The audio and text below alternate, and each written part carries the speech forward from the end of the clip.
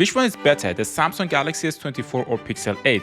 To determine the king of Android compact phones, I used both of them for a full day in the beautiful city of Vienna. I tested the battery life, user experience, thermals, and camera of the phones. And Tanya also joined me on this adventure.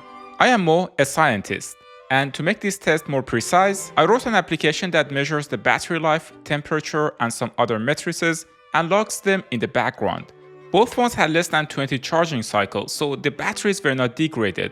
I used the S24 global variant for this video since it is more widely available. The S24 is running the latest firmware update of Android 14, which the Pixel 8 is running Android 15. Yes, you've heard me right. I really like the new features on Android 15, including the split screen shortcut and the ability to choose the application while recording the screen. I didn't find any downside to using it so far, including battery life, even though it is a still open beta. The day started around 11 AM watching some shorts from Anna. Then I decided to take some videos and pictures of the first harvest of my June berries. Right off the bat, I noticed the Galaxy S24's blurring effect is more extreme and the colors are more saturated. Even though it makes pictures more vibrant, the tone is more extreme. Before heading out to the bird park for a walk, I checked the battery level. The Pixel 8 was at 95%, while the Galaxy S24 was at 91%. The Pixel 8 was running 2 degrees hotter, which is typical for Pixel phones. Both phones have a triple camera setup, but the main difference is that the Galaxy S24 comes with a 3x telephoto lens, while the Pixel only has 2x. While taking videos, I noticed the cameras are similar in daylight, but the Pixel's tone is softer, while the S24's tone has more contrast. This is more evident in the second video, where you can see the leaves on the tree are darker on the S24 compared to the Pixel 8. When it comes to using the main camera, the pictures are very similar, but if you zoom in, you will notice the S24 is much more capable of picking up details. For example, the text on Pixel 8 is blurred. On the other hand, the highlights under direct sunlight are a bit overblown on the Galaxy S24 compared to the Pixel 8, resulting in some loss of data.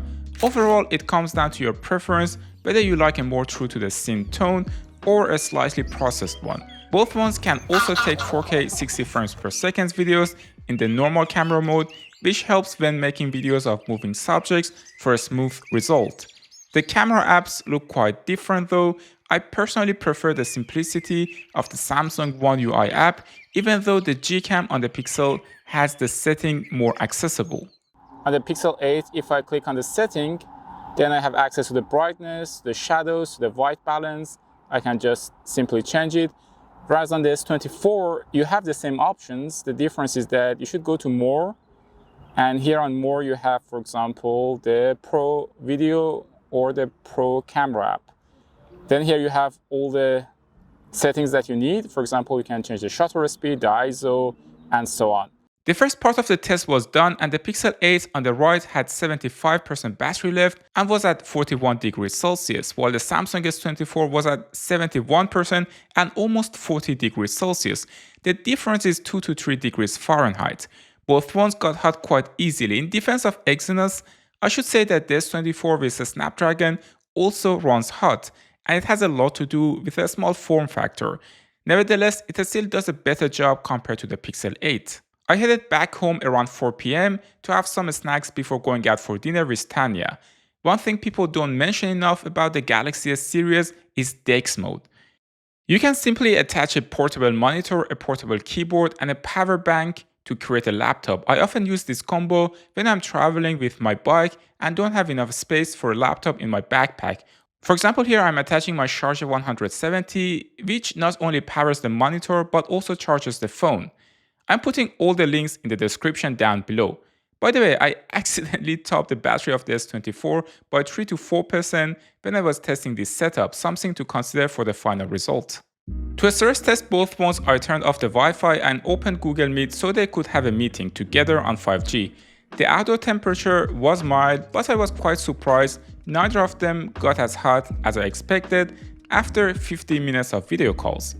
By the end of the test, the Pixel 8 on the right was at 55%, while the S24 was at 44%. Now we are getting ready to go outside and the Pixel 8 is 5% ahead. For the first time the Pixel 8 is showing better thermals and is 1 degree cooler.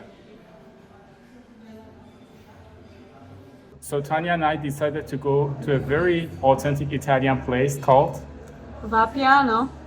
It's one of the only authentic Italian places in Vienna, right? The only one, definitely.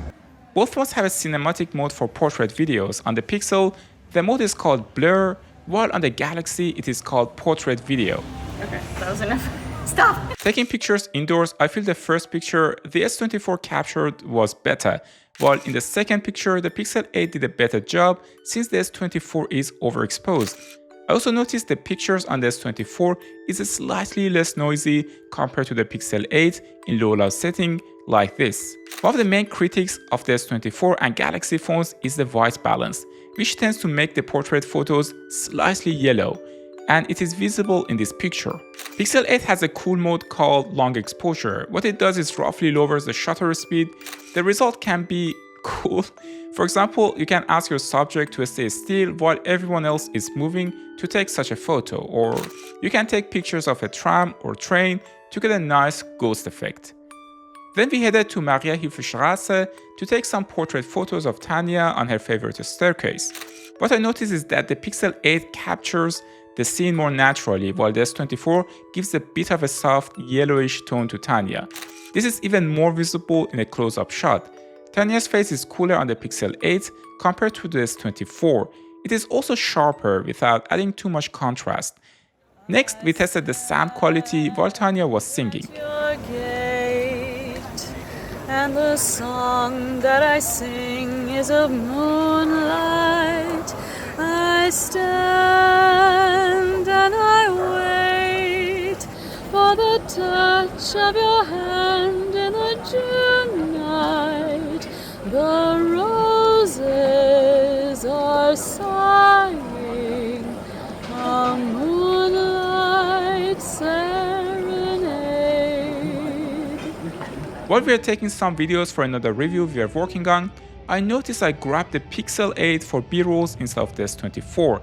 I often use the S24 Ultra, but since I wanted it to be in the shot, my options were the iPhone 15, S24 and Pixel 8. However, I naturally grab the Pixel 8 every single time. It is my personal preference, but I simply like the colors on the Pixel 8. By the way, don't forget to subscribe for a cool street filmmaking video that is coming up next. It was getting dark around 8:30 p.m. and we went out for dinner. The Pixel 8 was around 28%, while the S24 had 23% battery left. We took a few more videos and photos, and I was very impressed by the quality of both phones for taking pictures at night. In the first shot, I preferred the S24 since it is more similar to what I saw, while the Pixel 8 is a bit grayish.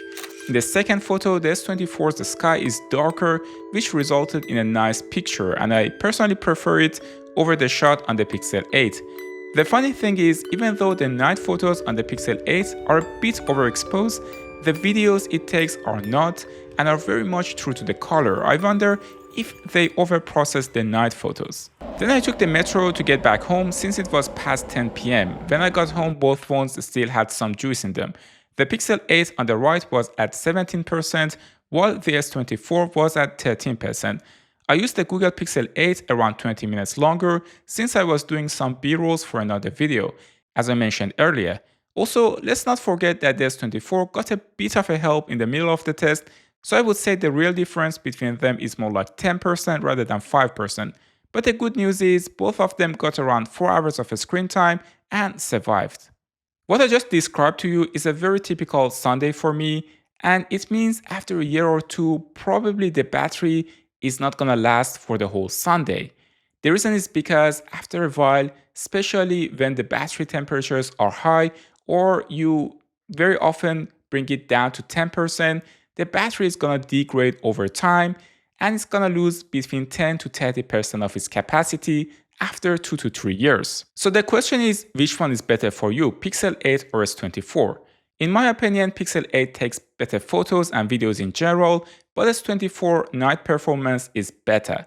Also, the S24 Exynos 2400, in my opinion, is one generation ahead of Pixel 8, and the difference is quite huge especially in performance. To me, S24 is a better phone overall, but Pixel 8 has a little bit more juice in it, so if you care about the battery life, probably that's the phone that you should get. I should tell something though, the S24 also has two variants, Exynos and Snapdragon, which I did a comparison video here if you want to see it. Also, if you want to see a more comprehensive comparison of Pixel 8 and both of the S24 series, you can click on this video. Thanks for tuning into Tecmo, and I will see you in the next one.